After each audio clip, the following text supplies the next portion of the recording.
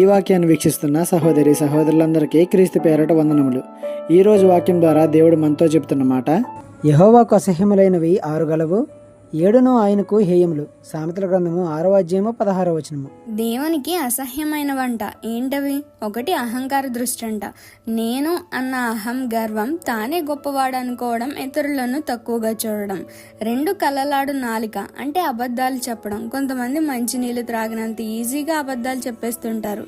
3 నిరపరాధులను చంపు చేతులు, అన్యాయంగా తప్పులేని వారిని చంపడం, అది శారీరకంగా అయినా మానసికంగా అయినా.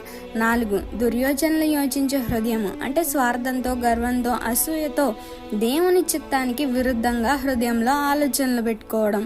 5 కీడు చేయడానికి త్వరపడి పరిగెత్తు పాదములు. 6 అబద్ధ సాక్ష్యం చెప్పేవారు. 7 అన్నదమ్ముల మధ్య జగడములు పుట్టించేవారు. దేవునికి అసహ్యులు. మరి ఈ లిస్టులో ఉన్నవన్నీ మనలో ఉన్నాయా? పరిశీలన చేసుకొని మార్పు చెందుదాం. ఈ చిన్న సువార్త పరిచర్యలో మీ సహోదరులు. God bless you. ఆమేన్.